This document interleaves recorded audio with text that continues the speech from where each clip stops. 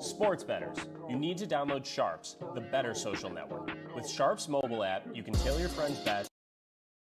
Bet you like? Just click the whale tail icon. Sportsbook. Sharp securely connects to major sportsbooks like FanDuel, MGM, Caesars, and more, so you can not only track your bets, but share your bets in creative ways. So gather the degens, download Sharps for free, and join our fast-growing sports betting community.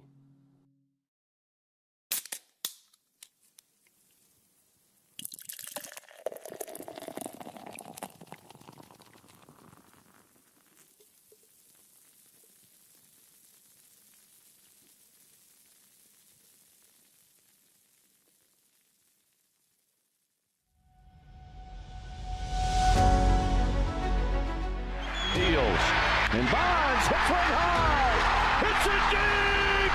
It is out of here. 7:56. Bonds stands alone.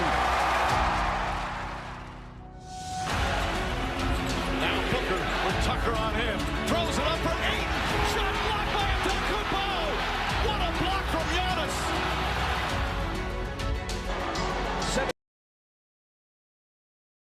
Championship number 6. Jordan open. Chicago with the lead. Minute remaining. And they're putting Curry in the pick and roll, trying to get him on Irving.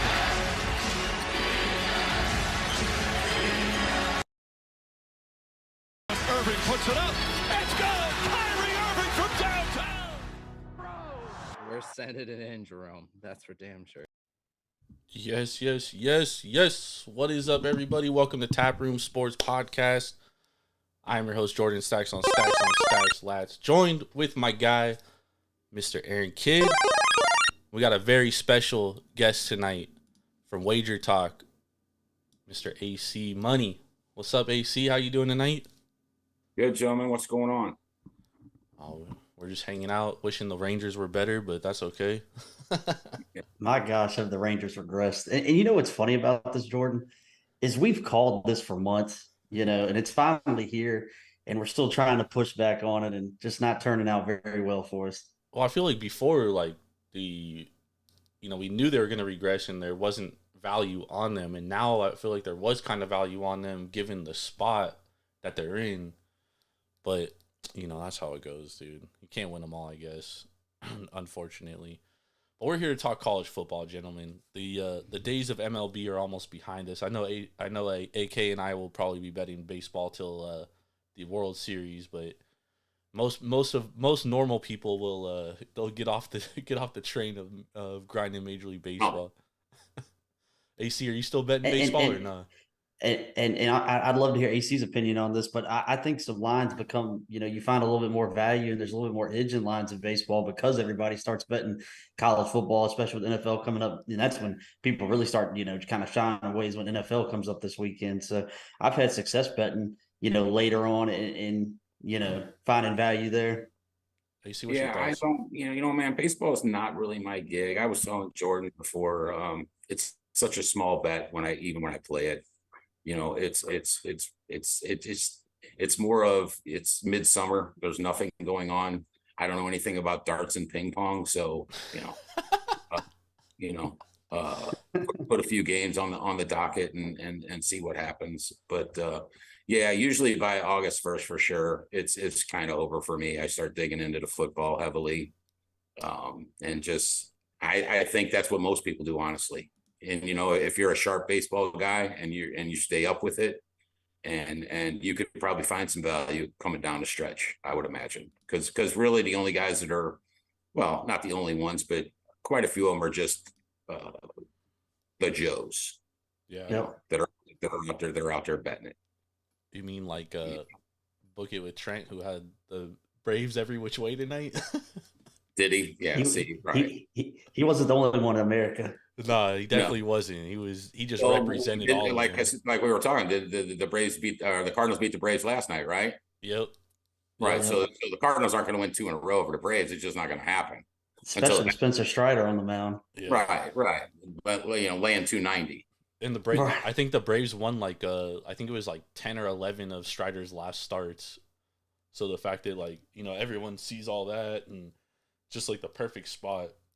Like we were talking I think about, that's the epitome of baseball. Is the last 5 minutes of conversation on this show? It's just the epitome of betting baseball. God, and it'll drive you up a wall if you let it. It absolutely will. yeah. I know guys that bet first five and full game. So, I mean, they're choking on every walk, every pitch. They're like, oh, the starter's already thrown 76 pitches through 3 innings, man. I mean, and I mean, they're just start freaking out. And I'm just like, yeah, I just can't do it. It's part of the reason I don't bet the NBA. I subconsciously actually didn't even know. I just like dropped in my seat as he was talking about walks and walking leadoff guys and things like that because that's the epitome of betting fucking baseball. So all right. I get these texts and like, can you believe this son of a bitch? He's throwing this many pitches through. I mean, that a lot of these pitchers to me anymore, they just don't know how to pitch. It's all about the strikeouts for them. They're not worried about the pitch count. But I mean, it's like 6 innings is the max you get out of these guys anymore. That's it. They're not going beyond that. Well, they also I know guys that gave up on the full game and just concentrate on the first 5. I think they're better off for it because the Pens are so unpredictable at this point on these teams. Yeah. I mean, I think the game of baseball has just changed a lot. Like, now you got guys throwing 100-mile-an-hour sinkers, and that's just like, 20 years ago is like unheard of. And that's like average now. In my day, there wasn't 100-mile throwers when I was young.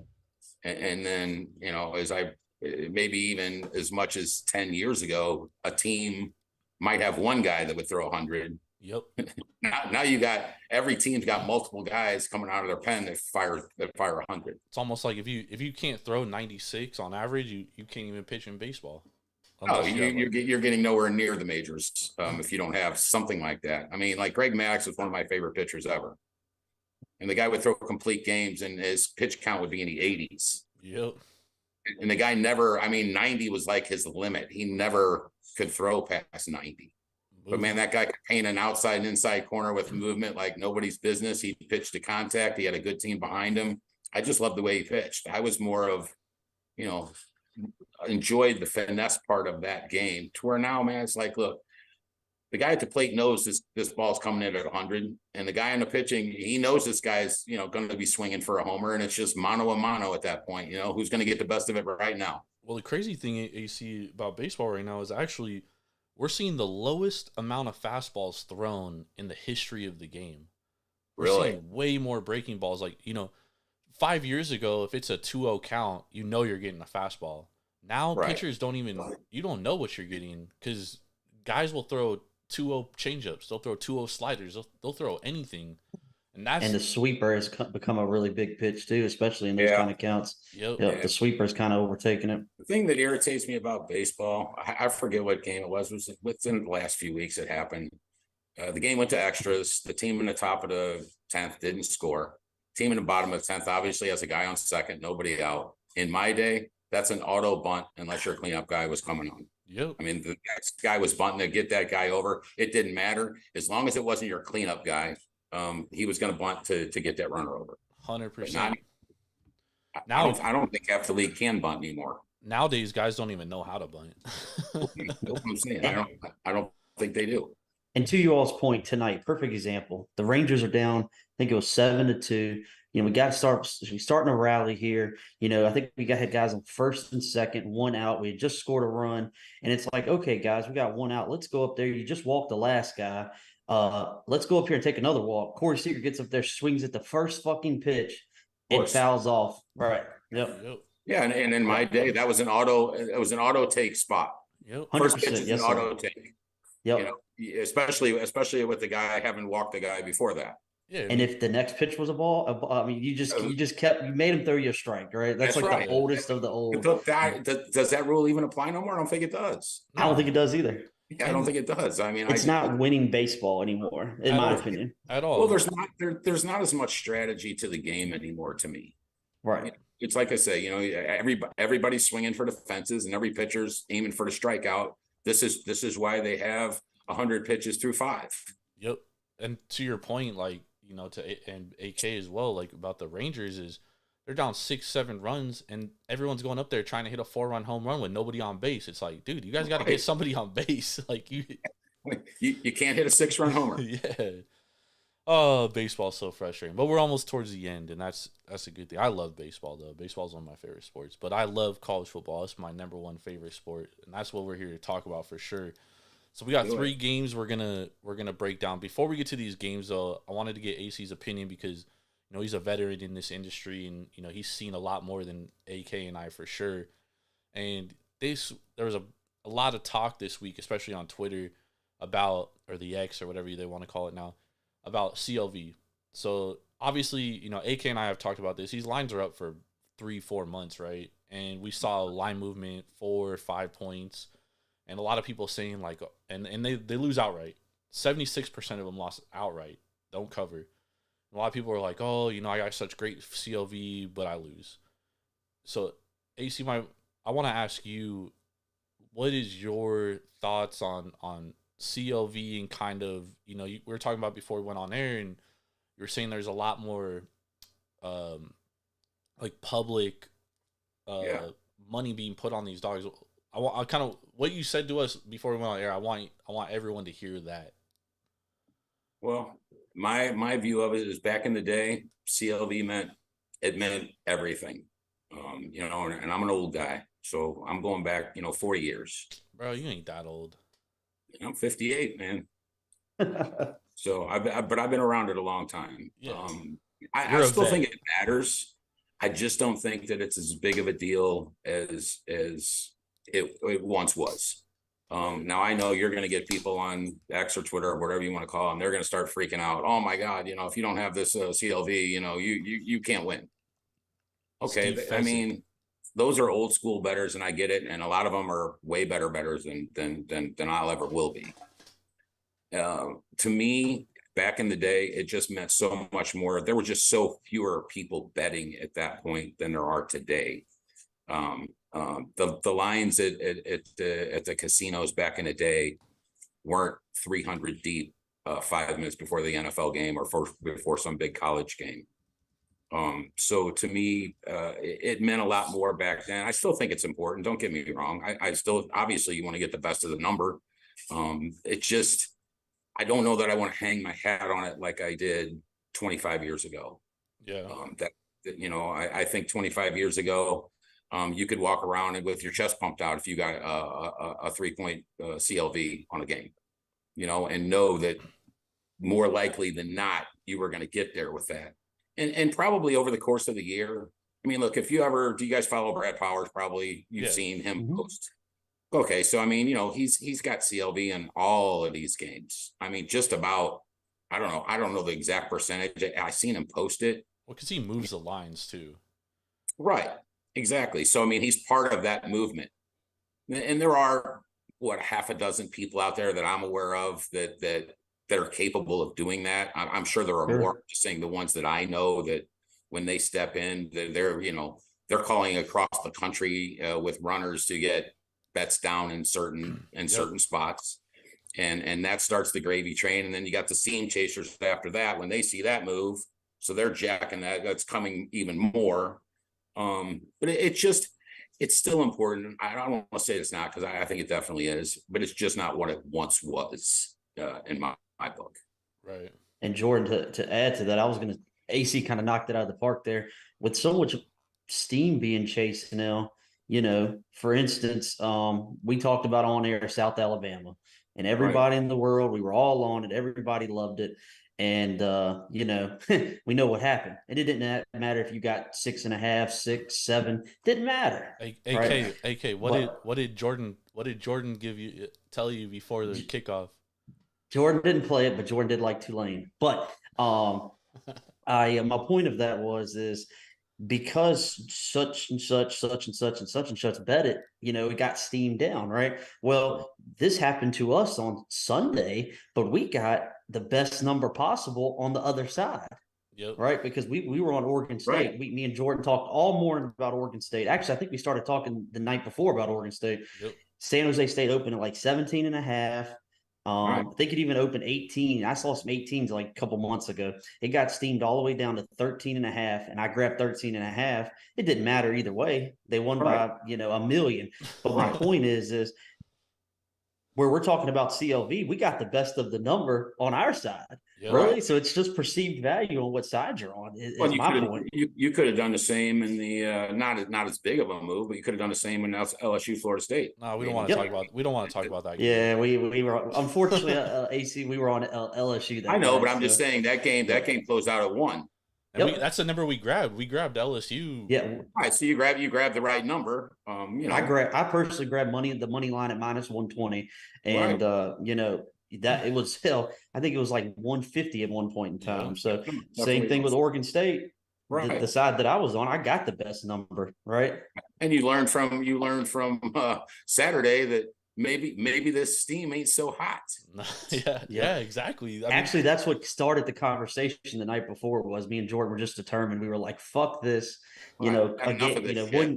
One game there's like we got 6 points of CLV. Another game we got a half a point, but then another game we got 5 points, and none of it ever mattered. So we're like, we're coming out and fading the steam the next day. So well, it's not only that. I mean, most of those games weren't even close. I mean, they weren't even close. Like nope. It didn't matter.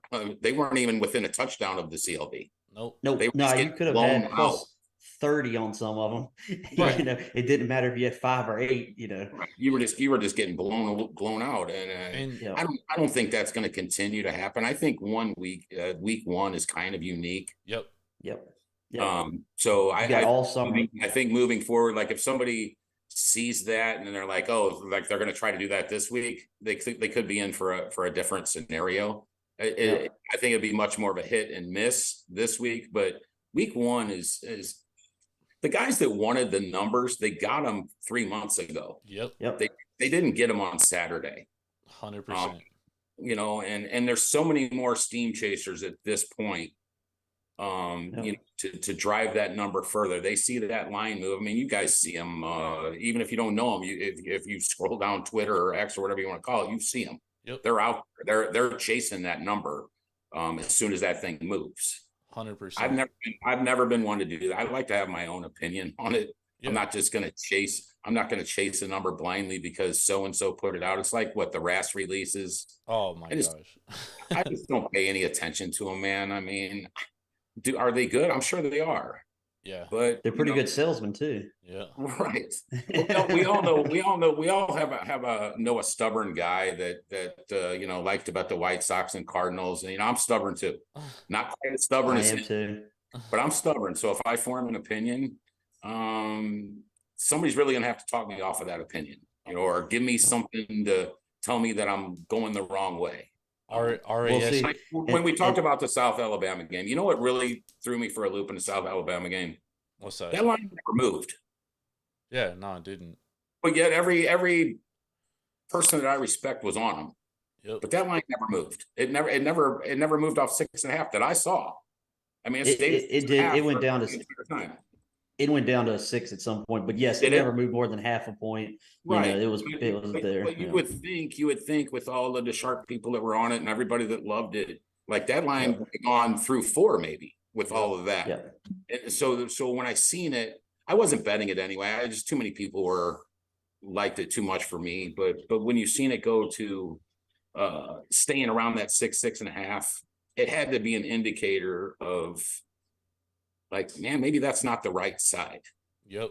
Well, Jordan, I know we got to move on, Jordan, but real quick about that, I will say I think we get too caught up in not putting enough stock in the bowl games, right? Because that's what we all say. Don't put stock in the bowl games, right?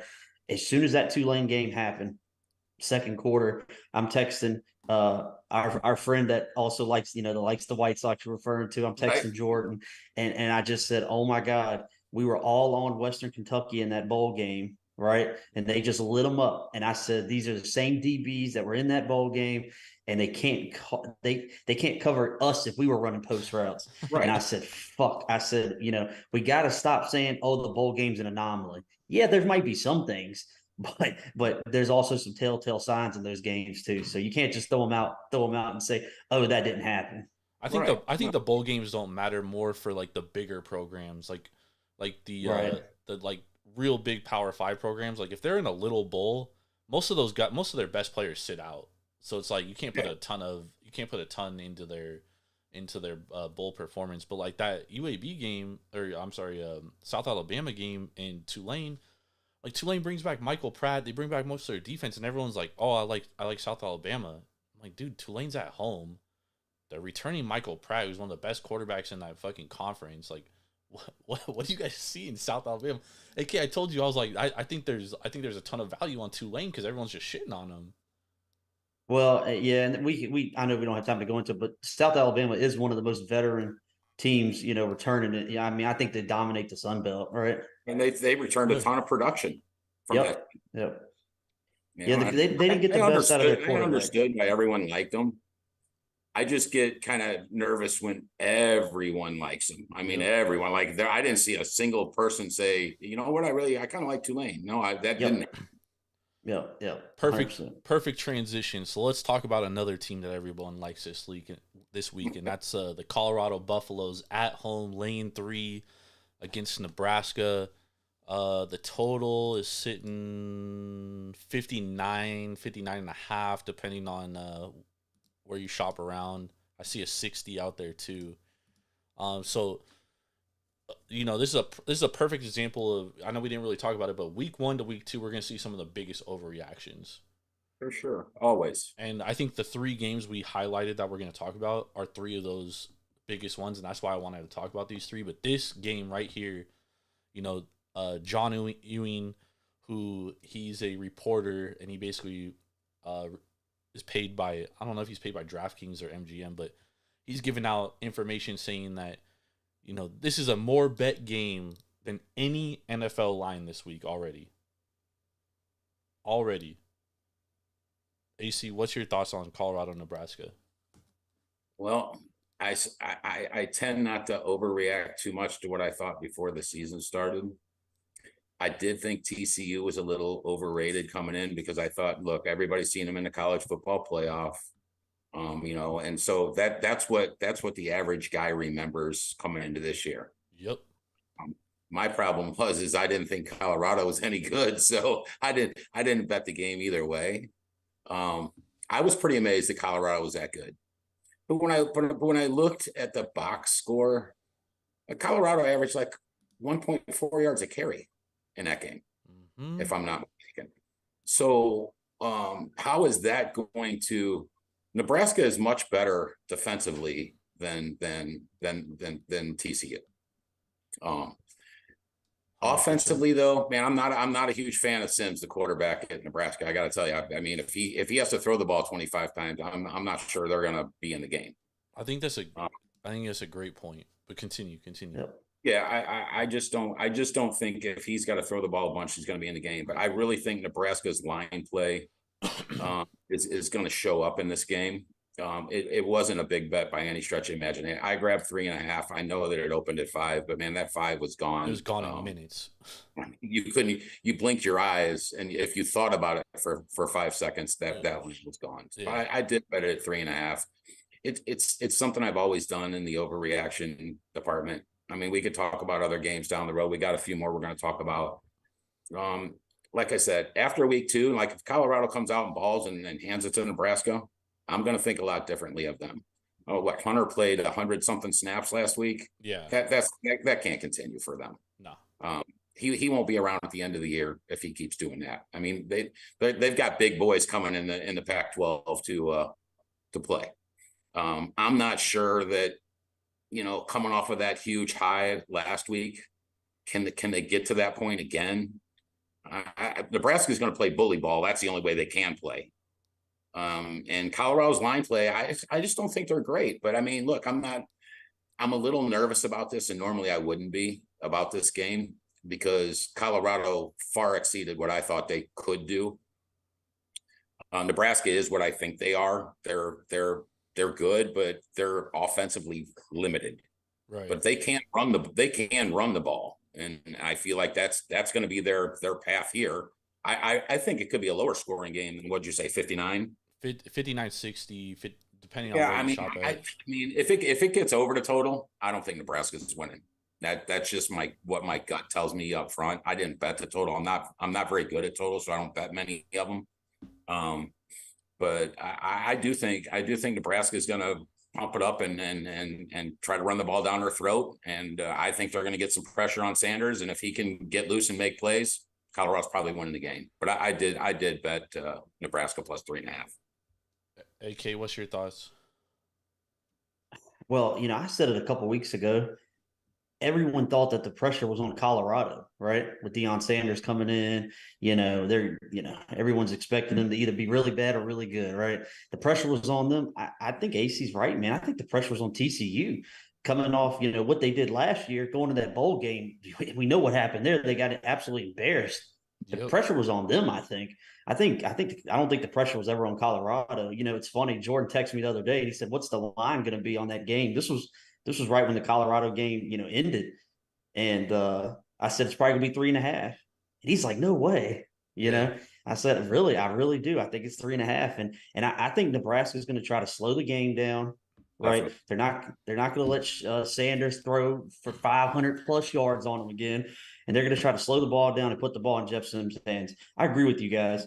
If you got Jeff Sims throwing the ball 25 or 30 times, you're not winning the game. But now if you let Jeff Sims run the ball for 20 times, 110 yards, you probably got a shot because you slowed the game down, right? I personally will not bet this game. I'm telling you guys right now, because I still think I'm sticking to what I thought coming into the season. Nebraska not being very good. It takes Matt Rule a year. We've seen it every stop he's ever made. Right.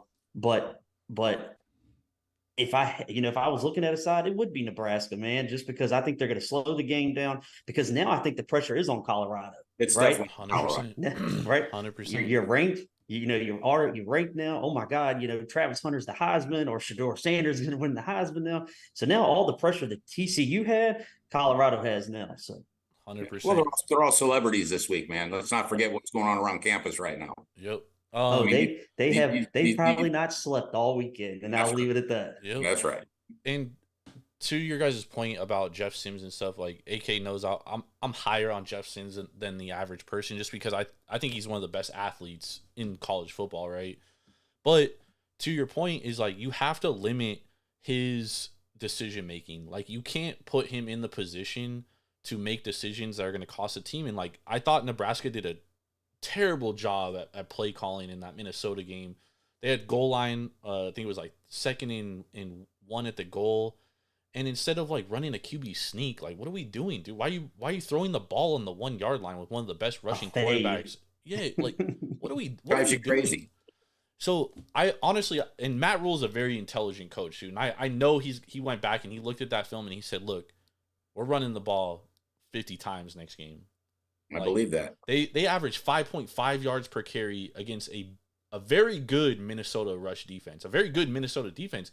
AK Definitely. Told me when I played Nebraska plus 7.5, AK made sure I knew, Jordan, this team got NFL caliber players on defense. I said, I know, dude. I know. I understand. But I think Nebraska can do enough to win the game. Defense highly underrated. Their defense, Nebraska allowed 196 pass yards through the air. The kid for Minnesota, the Greek guy, forget his name. He's a hell of a quarterback, dude. And people are looking at that game and they're saying, "Well, is Minnesota's offense that good?" But you saw that route that kid ran from Minnesota. That was a hell of a route. And Nebraska held him down. The catch? By the way, one of the best catches of the weekend. Yes. And aside from that one play, Nebraska held Minnesota down defensively. And if you take away 2 boneheaded, we could put it in the play calling, we could put it on Jeff Sims, whatever. Nebraska wins that game. And we're talking about a whole different scenario here this week, right? So I think there's a ton of value on Nebraska. Colorado allowed almost 8 yards per carry against TCU last week. Now they're facing a better rush offense, a better offensive line. Nebraska, like I said, they averaged 5.6 yards per carry. Colorado was 133rd in success rate against the pass PPA last week. I think, to your guys' point, I think Nebraska dumbs this game down and they absolutely run the shit out of the clock and they control the clock in this game. And not only do I think they cover, I think they have a good chance of winning this ball game. Hot take. Yeah, I'm with you. I bet them. Like I said, I'm a little nervous because I feel like Colorado is much better than what I thought they were. Well, Colorado's But offense, I felt like I knew they were going to be good. We watched the spring game and like they were putting up points. And to me, that was like, okay, their defense sucks, dude. Like their defense was awful. And I think that's what we saw in that first game. Now, was their offense better than I anticipated? Sure. I didn't think they were going to be that good. But maybe in 3 weeks, we're looking at this. TCU's 1-3, and we're saying, man, that TCU team's really fucking bad. Oh, I think we might be. I don't know what TCU's upcoming schedule is, but last year was gone, and they're in for a little reality. I think that's the thing, AC, going from week 1 to week 2 is like we see all these overreactions, and like, you know, maybe we overrated TCU as a whole. I'm not saying like you or me or AK. I'm just saying as a whole, maybe it's everybody in general. Maybe TCU is way overrated. Obviously, Colorado is underrated. That we can set that aside. We all know that. Right. But you know, like again, we go into week 6 and TCU's 1-5, and we look back on this game against Colorado and we're like, damn, dude, that TCU team sucks. You know. I think we're going to find out a little bit about Colorado this week. Are they going to be able to stand up in the lines, in the defensive line and the offensive line? Because if they're not going to be able to do that, they're going to be a fun team to watch, but they probably won't cash you a lot of tickets. Yeah, it's going to be a very physical game. And if you go back to that TCU game too, TCU runs the ball for 96 yards down the fucking field, and then they decide to throw it in the fucking red zone. Again, bad play calling. Right. From yeah. Make them stop it before you stop. Yeah, from Ken make them stop and run. Like, what? These offensive coordinators overthinking themselves. Oh, they'll drive you crazy. Between the play calling and the coaches' clock management, man, those are two of my things that I like the least. Damn, you and Steve Fezzik would be best friends. I don't know about that. All right, so I think we all are kind of in agreement on this game. Let's move over to the next game. We got Texas Tech against Oregon. Texas Tech coming off a game where I had Wyoming as they were my best bet last week, plus 14 at home in Laramie. I thought it was a trap spot for Texas Tech because they're looking ahead to this game here in 100%. Lubbock against Oregon. The line's 6.5. I've been waiting all fucking week for a 7, and I don't think we're gonna get it at this point. I think it's gonna sit at 6.5. And to your point with the South Alabama game, AC, maybe that tells us a lot about this game coming up here. What's your thoughts on Texas Tech and Oregon? Oh, by the way, Oregon won 81-7 against Portland State. I hope that the realignment fixes those types of games. Like, I don't want to see Oregon play Portland State anymore. Yeah. I mean, as much as I don't like the realignment because I'm an old school guy and I like to see, you know, teams in their region play each other, and you could travel to these games if you wanted to, if your school was playing. If it gets rid of, you know, Alabama playing McNeese State and all the rest of these games, then I'll be okay with it. Texas Tech was definitely in a tough spot, and I wished I would have seen it. I didn't bet the game last week. But yeah, they were in a definite, hey, probably spent all spring and all summer prepping for Oregon. You know, thought they were going to walk into Laramie and get a W without really, you know, putting forth the effort that was going to be necessary. And that was a bad mistake on them because they should have known Laramie's a tough place to play, man. People go in there and struggle all the time. This is nothing new. You're not walking in there with Craig Bull and you know, walking out of there unbruised or unfazed. They're going to bring it to you. Yep. That's my worry about Texas Tech, and I did bet Texas Tech. I did get 7 on them early. Not a huge wager, but I did bet them. I guess my worry with them though is, man, that Wyoming quarterback is not very good, man, and he didn't miss many passes against them. I forget his stats. I know I looked at him after the game was over. He was pretty accurate, and they didn't stop him. Well, so, Texas you know, Tech also had a lot of. They also had a lot of boneheaded penalties. AC. Did you see? I didn't watch any of the game. They had a lot of boneheaded penalties that cost them, to be honest. Yeah, well, that's what happens when you commit penalties. They usually end up costing you dearly. Yep. But to your point of like, it was a definite look ahead spot for Texas Tech. Yeah. This is the game they're pointing to, and look. their season's on the line right here, as far as I'm concerned.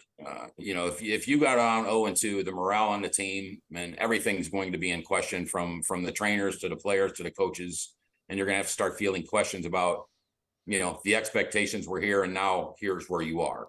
So it's a pretty big game for Texas Tech. I expect them to show up, and I expect them to at least be within that number, if not win the game, if you want to be honest.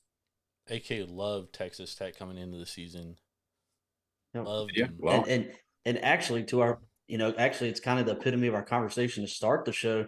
It kind of became that public darling, and I came back on here the next week and I said, I didn't bet their season win total. I was really kind of feeling that for a week, and after I started really diving into it, it was just kind of the public darling, and I'm like, man, I still think Texas Tech is going to be good this year, but I didn't hop in and bet their season win total, and thank goodness I didn't. But I watched about 80% of that Texas Tech Wyoming game. Kudos to Jordan. He actually took Wyoming, had a great number with my Wyoming.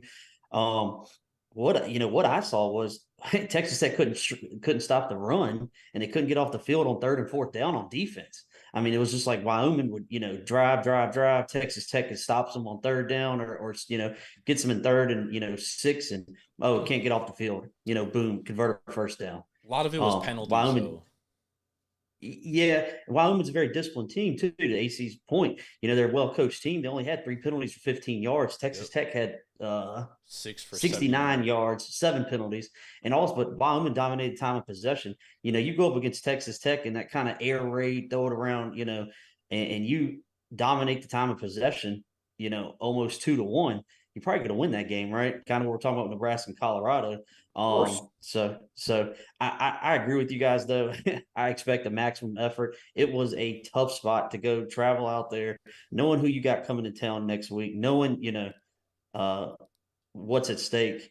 And you dropped the ball. You came up short, man. I like Tyler Shaw. I still stand by that. I still like this Texas Tech team. So I agree. If I was looking to bet this game, I'd be looking at Texas Tech as well. Yeah, I like Texas. I think you're going to get their best effort. Now we're going to find out if they're actually any good this week. Well, everyone talks about Joey McGuire and being this like football savant. You know what I mean? Like the great next head coach and all that stuff. And then to AK's point, earlier in the season, that's part of the reason why he liked Texas Tech was because of Joey McGuire. And I think that they made a lot of boneheaded mistakes. I think they honestly cost themselves. And I had a Wyoming ticket, right? And part of my reason why I bet Wyoming is because the spot. I knew Texas Tech was looking ahead to Oregon. I knew they weren't preparing for. I mean, I shouldn't say I knew, but in my head, I thought you did know. You knew it was right. It was true. Well, if I knew, I would have put like my life savings on it. But but the point remains is like. I think that there was a total look ahead spot, and like you're gonna get not only their maximum effort, but I think that they were already game planning for Oregon going into last week, right? So I think that you're gonna get all of it. Plus, it's gonna be hot and humid down in Lubbock this weekend. And what time's the game kickoff local? AK, do you know? Let's see. Is it a night game for them? I know 4:00 game for them. I think. Still 7:00 game on the East Coast. So it's like a 5:00 game for them. 5:00 game for them. Yeah. So, dude, students gonna be liquored up. They're gonna be wild. I expect an insane atmosphere down in Lubbock.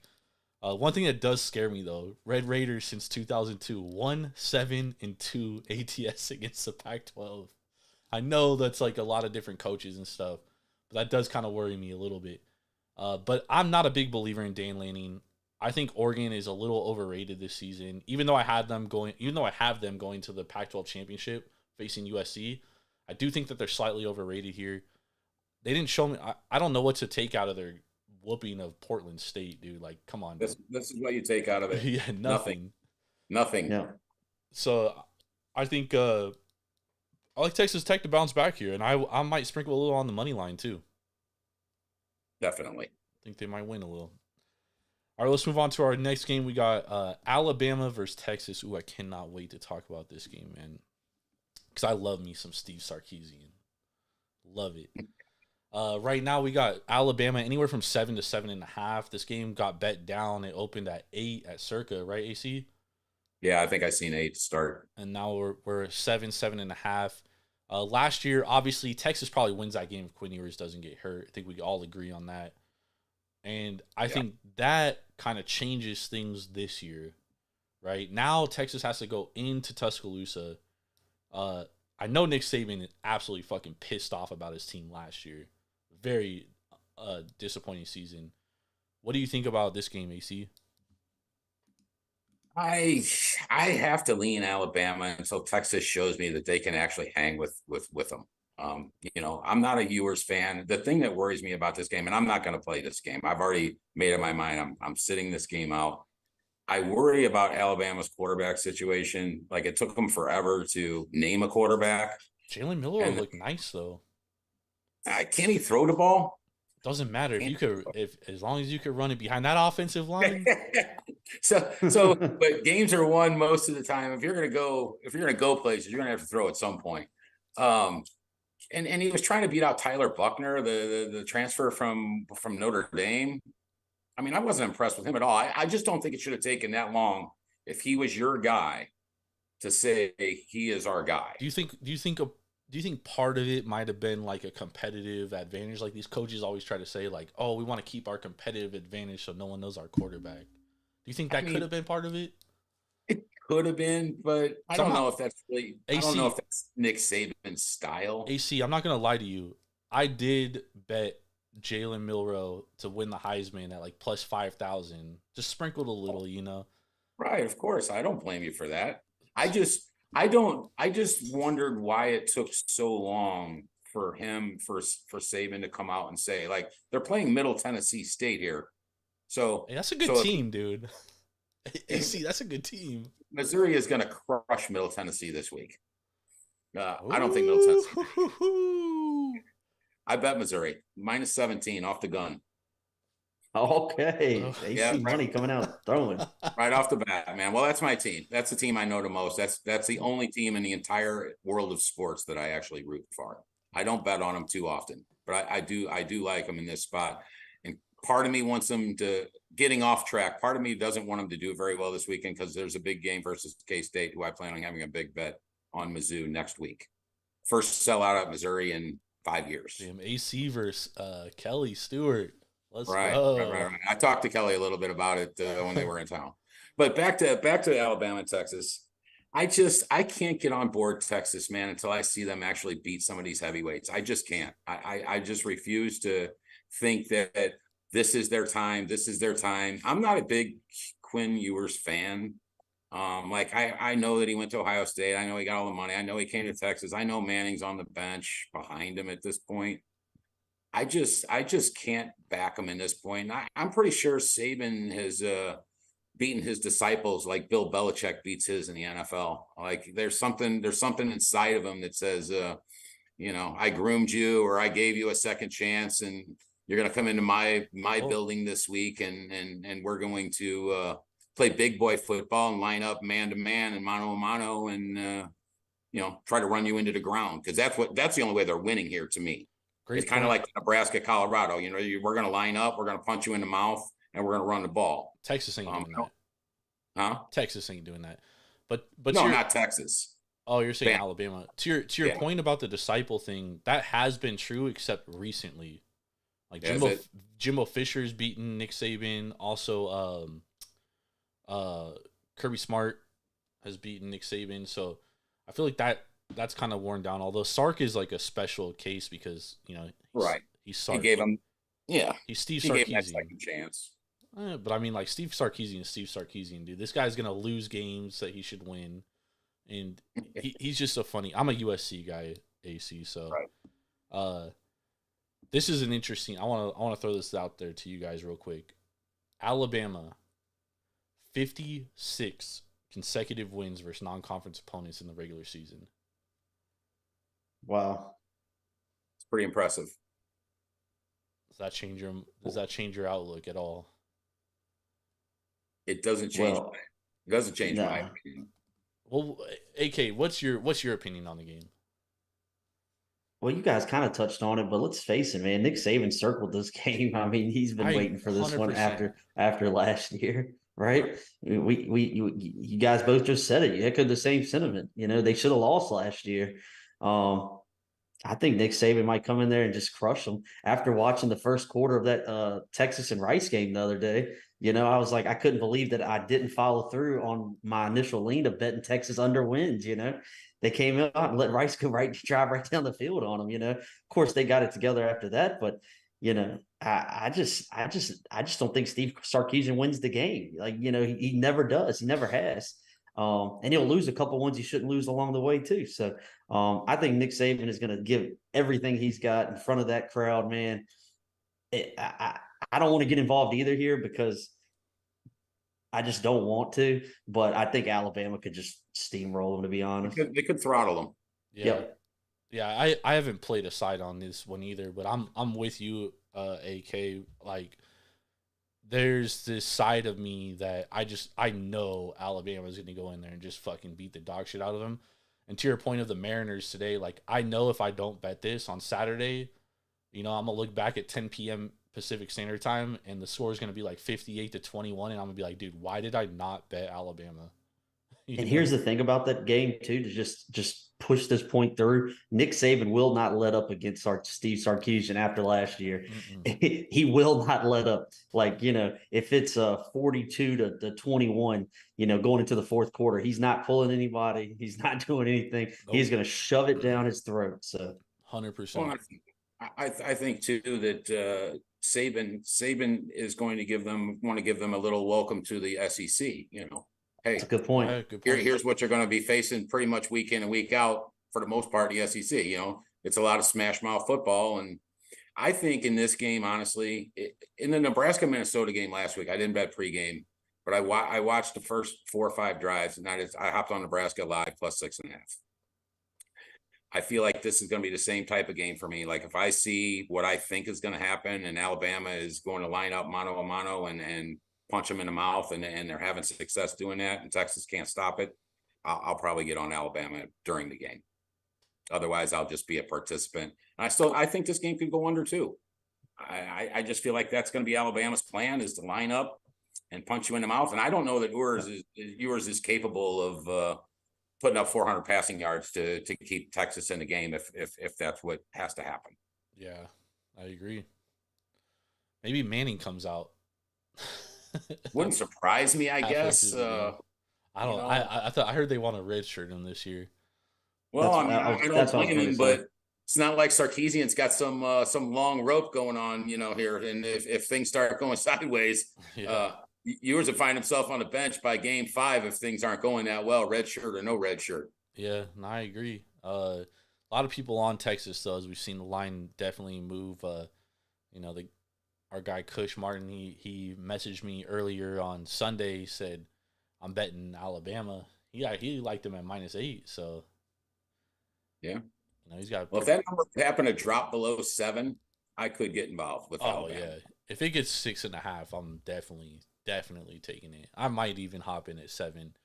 Because like I said, I already have this premonition that Saturday night I'm gonna be like, dude, why did you not bet that game? I feel it. And I'm a dog. I bet mostly underdogs too. So if I'm willing to lay 7, that tells you something. I'm the same. Mostly all underdogs for me. Tells you something. All right, AC, before we get out of here, I know you want to talk about an NFL side that you like in the Cleveland and Cincinnati game, and I'm very interested in hearing your take here. We haven't really we discussed a little NFL last night. We didn't touch on this game, so I'm interested to hear your side because I like this game as well. Well, I don't know if you're on the same side, but back in the middle of July, I placed a couple of bets. First one was on Florida State, and the second one was on the Browns. Yes. And I also bet the Browns to win the Super Bowl back in early June at 40-1. It wasn't because I thought they were going to win the Super Bowl. It was because I thought 40-1 was way out of line. Yeah, and that's a good hedge opportunity if they get to the playoffs. If Deshaun Watson comes back to a top 5 quarterback in the NFL, which I don't know if he will or not, but if he does, Browns are going to be dangerous. Yep. There's no question about it to me. And I wasn't sure that I was going to put a lot of money on this game because I really thought about betting them to make the playoffs, and I thought about betting their win total. But to me, this game is their playoffs. It is their win total. Like if you don't hold serve here at home, good luck beating any of those teams in that division on the road. So to me, it was kind of like the Florida State LSU game to me. I didn't know if I wanted to bet Florida State twin total over. I knew they were going to be improved, or I thought they were going to be improved. They had fixed their offensive line. The Browns bring in Schwartz, who's a top-notch coordinator. They brought in Zadarius Smith to rush the passer alongside of Garrett. Yep. They brought in a tackle, what was his name? Tomlinson, I believe. My hope is that I read a little blurb today that Ward practiced today. So if he's in, obviously Burrow didn't play in the preseason. I don't put a lot of stock into that. The Browns also Could he own still be- Joe Burrow too. Huh? The Browns own Joe Burrow. Well, and this was a bet that I really liked, and so I never thought that it would get to 3. I'm not a big proponent of hopping on 2.5s, but I just didn't see it going to 3 at that point. And I called my buddy and I said, look, I'm going to hop on this game now at 2.5. I said I think it closes lower than that. I know the number's still there, but I really like the Browns this week, and that's easily my biggest play to this point is on Cleveland. Let's go, y'all. Love it. AK, you got any thoughts on that game? I mean, to you all's point, I think the Browns are definitely going to be improved this year. I haven't talked about it on the show, but 2 of my best friends are big Cleveland Browns fans. I go to First Energy Stadium, at least once a year. I was there when Baker Mayfield won his first game, 4 or 5 years ago. They beat the Ravens in one of the ugliest games you'll ever sit through and watch. Those fans are craving for a good football team, man. I'm telling you. And, I hope they see it. And I think to AC's point, I don't think Deshaun Watson has to be a top 5 quarterback for that team to be good. I think he can be a top 10 or 11 or 12 quarterback and not make mistakes in that team be good. So I think you guys are all over. My biggest question mark about the Browns is does Kevin Stefanski get in his own way like he usually likes to do, going forward on 3rd and 5? Well, the thing about 40. Stefanski, right, that's the thing. He'll come out, and if you ever watch the Browns, they probably are one of the best teams in the first quarter against the spread of any team. They come out with the best scripted first 2 possessions of the game, and and then after that, Stefanski wants to go for it and 4th down on his own territory, and just makes boneheaded decisions. But I think if he can stay out of his own way, that defense is definitely going to keep him in games too. So I'll never forget 2019 against the Patriots.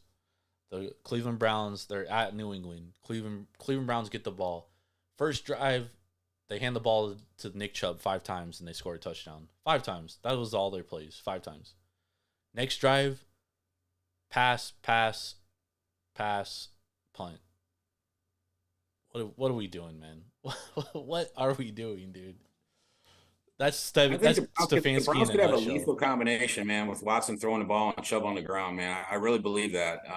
40-1 to me was way out of line. I know a lot of people are high on the Ravens. I'm not high on the Ravens. I'm not as high on the Ravens as others.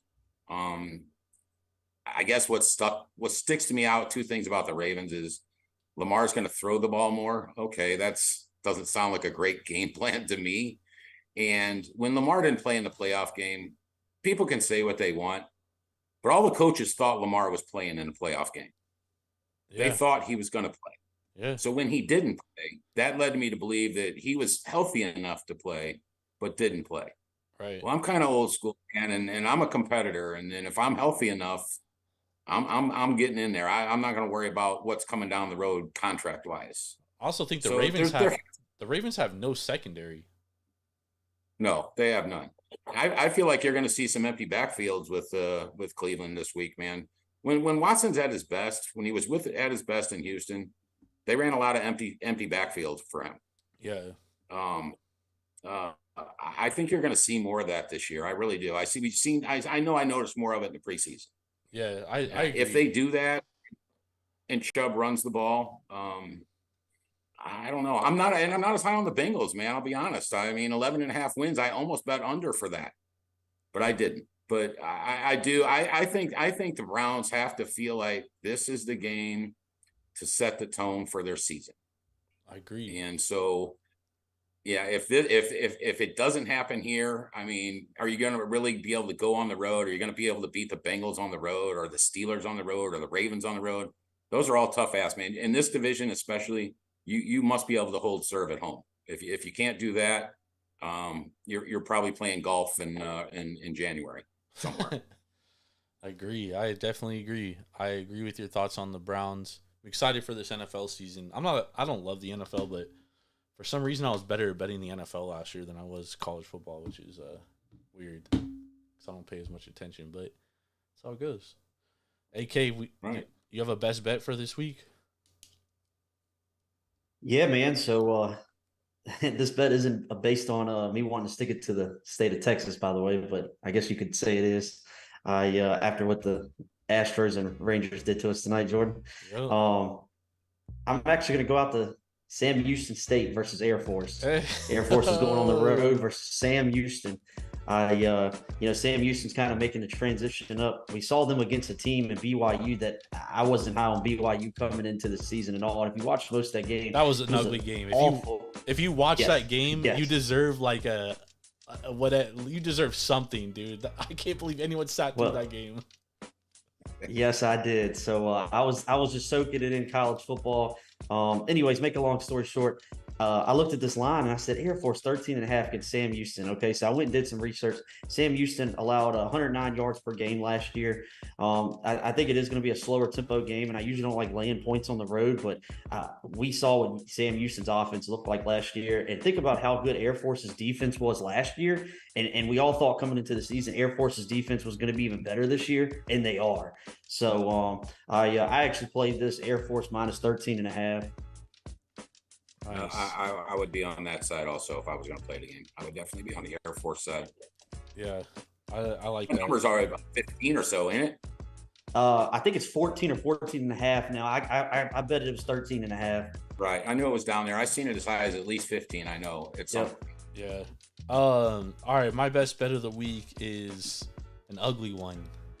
It's an ugly. AK knows I like the ugly ones. Going back to NC State, AK. We're going NC State plus 7.5 at home against Notre Dame.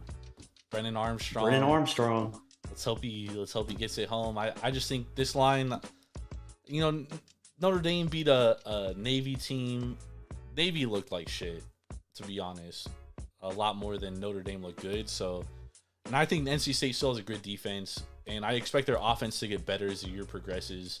So I like NC State at home plus 7.5. I already played this as well. Along with, I've also played Nebraska plus 3.5, and I've been waiting on the Texas Tech. I'm waiting for a 7. If it doesn't get to a 7, I am firing a 6.5. I don't care. That's where we're at. AC, your best bet of the week is Browns. Yeah, that's the one I got the most on. So I'll call that the best bet. Nice. And we'll see how it goes. I really do like him, and I especially like him, man. If you can find the second half of a 6-point teaser to get them to 8.5 right now, man. I hooked them up with the Steelers. I was gonna say a Wong teaser of Steelers and Browns makes a lot of sense right there. Yeah, that's what I did. So I got quite a bit right on Cleveland. AC Wong teasers weren't so good to me last year.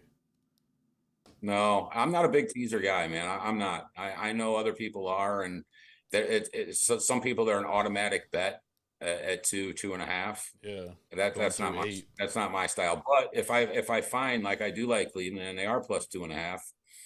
So when I started scouring the board, I was like, man, I mean, I'm not in love with the Steelers. I know a lot of people are in love with the Steelers this coming week. I'm not one of them. I do think getting 8.5 though. It's probably a key number. Probably a solid bet. It's through 2 key numbers basically. Right, Everyone likes to say 7 and 3 are key numbers. I think 8 is a key number now, for sure in the NFL, with more teams going for 2. Well, and we can talk about key numbers, man, because those are it's a different game now. 100% than it used to be. 100%. I mean, it's a much different game. We can even call 6 a key number. In my day, now they're 33 yards away, and then I throw shit all the time when my kickers can't make a 30-yard field goal. Drives me crazy, man. Drives me crazy. I hate kickers, especially college kickers, by the way. Oh man, college kickers are the worst, man. Every time one of my guys lines up for a field goal, I don't care how far it is, It's a 50-50 proposition. I feel. It really is, dude. I don't Oh no, understand. no. I I'll don't make it understand easy for you because guys. I have friends that I've told my friends, I'm like, man, get that kid kicking a ball, man. There's no better life you could have besides being a kicker in the NFL if you're good. It's true. You could play for 17 years. You hardly ever get hit, and you don't have to tackle. I mean, and it's great. Let me tell you a secret to making a whole lot of money in this business. If you have an app like FanDuel or one of these apps that you can bet if they're going to make the field goal or not, just make sure you know who I'm on, right? Right. And if the team that I'm on is kicking, bet no, right? And if the team that I'm opposing, slam them yes for your entire life savings right now, because I promise you they're going to make it. I mean, if you don't get nervous watching college football and you need your kicker to make this field goal, you're not a real person. Yeah, Because there are so few guys that you can actually have any sort of confidence in, and then you watch these guys kick these 30-yard field goals and they miss them by like 10 yards. yep. I mean, they're not even close, and I'm like, oh man, yeah, it drives me crazy watching my kicker. Here comes the kicker. Okay, great. Even in the NFL, it's becoming like that now too. You just don't know what you're. It getting, is, dude. man. It's crazy. Yeah, It is. there's 7 or 8 guys in the NFL that you can actually count on. You feel very confident when the 46-yarder comes up. There's one They're guy gonna in hammer. the NFL I trust kicking, and that's Justin Tucker. Outside Oh, of that, oh, it's a crapshoot, dude, for sure. It really is, man. It's bad. I don't understand it, but it is what it is right now, because the kicking games in both leagues are, in college and pros is, It's man. awful. It is. I can't wait to lose this weekend when my kicker lines up and chokes a 35-yarder away and cost me a bet. It's going to happen. I already know. I remember having the Chiefs. I think it was either last year or year before last, like -6.5, and the game's tied up, and you're like, oh, okay, we got the ball. Patty's driving. We're gonna score a walk-off touchdown here, or worse, we're gonna kick a field goal and only win by 3.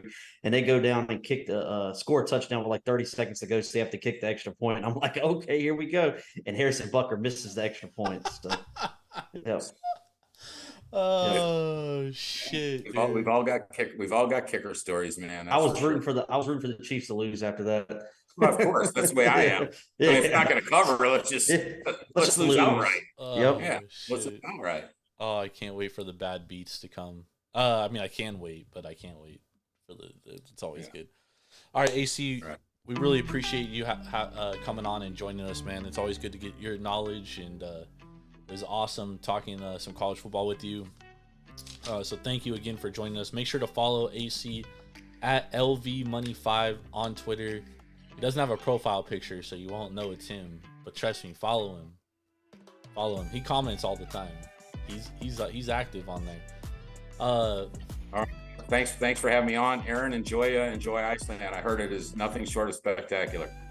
Appreciate it, man. Yeah, me and my wife, we it's her birthday Sunday. We were in Paris last year for her birthday, and I think I've started a bad. And actually, the Bahamas was the year before, so I think I've started a bad. Oh, you have. So I have created a monster. Especially you started it in football season, man. Come on. Yeah, what's he doing? I have created Like, a honey, monster. So Can we celebrate your birthday in July? AC, And so last year and the year he before- said earlier, "Oh, I'm gonna get all my First week. vacations out before football."